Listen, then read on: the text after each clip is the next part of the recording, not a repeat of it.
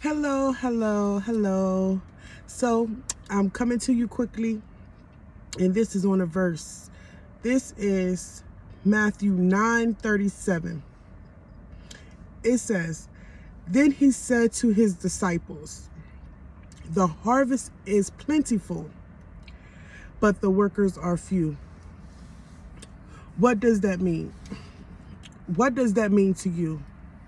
He said, The harvest is plentiful, but the workers are few. What is God saying to you right now? There is a lot of people out here who's hurting. There is a lot of people out here who's in sorrow. There is a lot of people out here who just don't know which way to turn, where to go, because grief is having them. They're living in it. They're sleeping in it. And they don't know where to turn. There are a lot of people out here who's on the edge of losing their mind. They're almost to their breaking point. It's almost like, what do I do now, God? Where do I turn now, God? I have nothing left in me. My cup is empty. Everything I have, I gave. I don't have anything to make me feel complete. What do I need?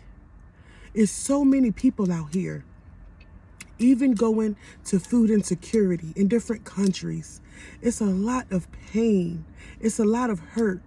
It's a lot of sadness. It's a lot of grief.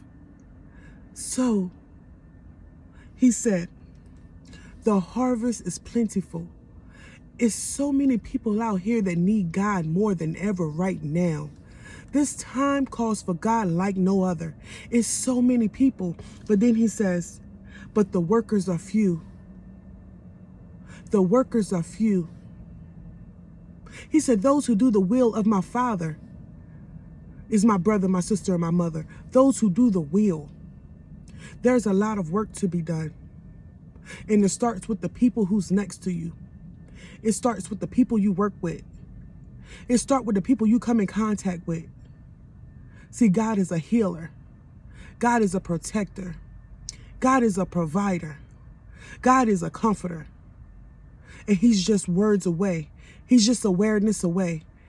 He could show up in the midst of any storm. He can change a situation in the midst of any storm. So he said, the harvest is plentiful. It's a lot of people out here who need me. It's a lot of people out here who want to know who I am. It's a lot of people out here who's hurting and yearning for me. My love, my compassion, my peace, my joy. It's a lot of people out here that need it. But the workers are few.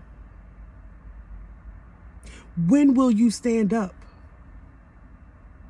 You're seeking to be approved by man, but God said, I already chose you.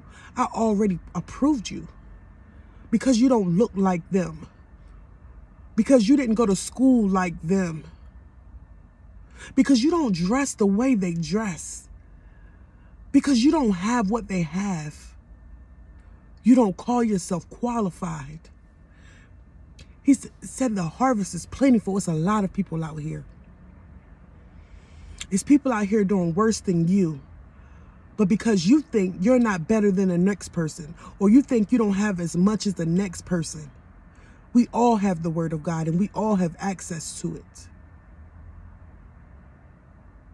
The harvest is plenty, but the workers are few. It don't cost much, and it will bless you greatly to tell your neighbor about the goodness of God, to give your testimony and to share your story about how God brought you out and how he's continued to bring you out. If you have a heartbeat, God isn't finished with you yet. If you can raise your hands, God isn't finished with you yet. If you can walk, God isn't finished with you yet. If you have breath in your body, God isn't finished with you yet. If God can use a person with no limbs to do his work, if God could use a person with no limbs to be great and mighty, what do they have to compare themselves on? What excuses will they let themselves have because of what they lack? God still get his honor because it's not too late for you.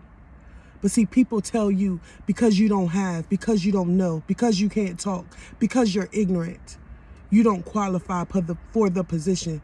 But I tell you right now, if you got breath in your body, you qualify for that position. It's nothing for you to see someone needing help and you offering a helping hand.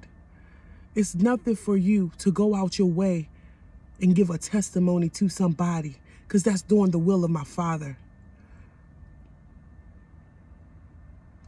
He said, love the Lord your God with all your heart, all your mind, and all your soul. That is the first and great commandment. And the second is like unto it. Love your neighbor as yourself. You were created and destined for greatness. You were created to fellowship with God. You have to go back to Eden. Go back to that place when God get his glory. Go back to that place when it's divine, pure, and you sold out for God. Go back to that place before the enemy got in your ear. Go back to that place before the enemy manipulated you and persuaded you to do something that wasn't of God. He said you could tell them by the fruits that they bear. But you don't have to worry. Because in the midst of 1,000 people, God gave you the power.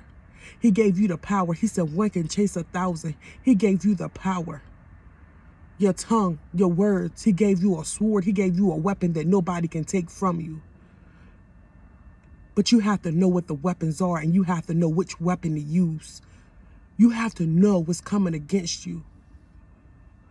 When Jesus was tempted by the devil, he knew what to give. He knew those words to give, and you will hear it multiple times.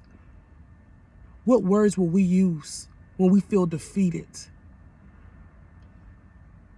We have to have enough in us so we can give. We have to serve, but how can we serve if we're hurting, if we're dying? What's life if you're living to die? A lot of people don't get noticed. And they say, oh, they don't notice me for what I do. They don't notice the good work I put in. But baby, it's a time coming that all your hard work is going to pay off.